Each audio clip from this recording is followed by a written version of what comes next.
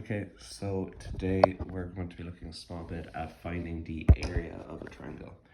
And when you would have looked at this previously, you would have used a formula that looked a small bit like this.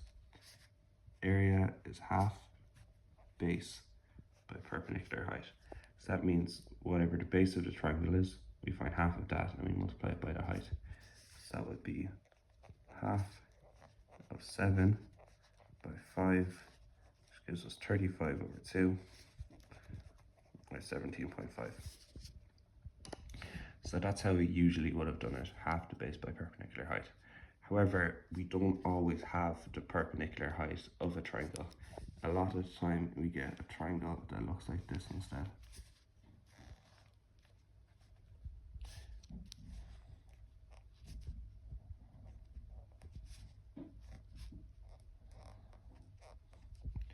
So you see in this triangle, we don't have the height, but what we do have is one of the angles here. So we've 12 is one of the sides, 15 is one of the angles, and 15 is the angle here, and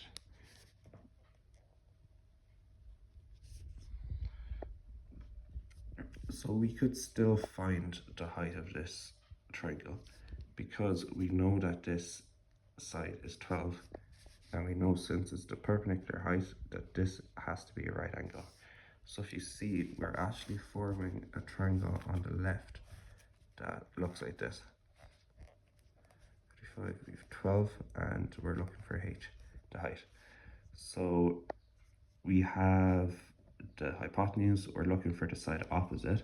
So we could use sine of 55 equals the height over 12, or h equals 12 sine 55. We know the area is half the base by perpendicular height. We know the height is 12 sine 55. So the area equals half the base, half of 15, times perpendicular height, which is 12 sine 55. So we just put that into our calculator and we have the area.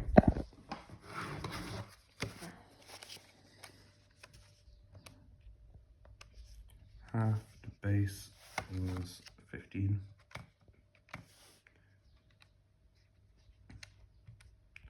times sine of 55 gives me an answer of 6.14.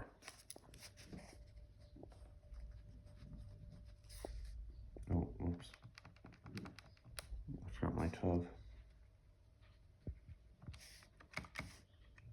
Sorry, it actually gives an answer of 73. That makes a bit more sense. 73.7. So we're going to try a few questions like this. So the formula we have, we just showed there how we actually get the formula, but the formula we have is area equals half AB sine C. So that means, in other words, if we have a triangle, we're going to look at this one, 30, 20, and 24. It's half the base times this side sine the angle here. Half 24 times 30, 20 sine of 30. Half 24, 20 sine of 30. There's one important thing to note. This only works when we label our sides correctly. So in a triangle, usually we can name the angles. We use capital letters to name the angles, A, B, and C. When we have capital letters naming the angles, usually we call the side opposite the small version of that letter. So this side would be small a, this side would be small b, and this side would be small c. And you looked at that in Pythagoras' theorem already. So basically, since it's half AB sine C, we need two sides and we need the angle opposite the third side. So we have two sides here and we have the angle opposite the third side. So that's the only case that it works. So I'm gonna look at exercise 17.5 in your book. If you can see in the first one, all of these, we have two sides and we have the angle opposite the third side, two sides angle opposite the third side, two sides angle opposite the third side.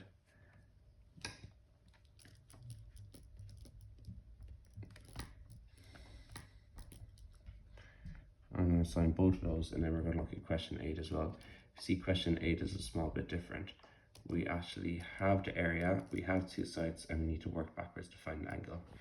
So we'd be using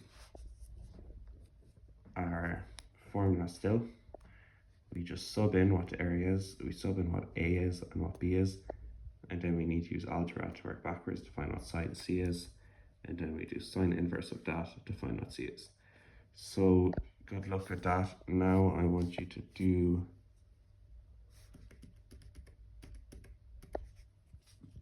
on page 408 to 409, we're going to look at questions 1, 2, and 8. And that's all the work I have for you today.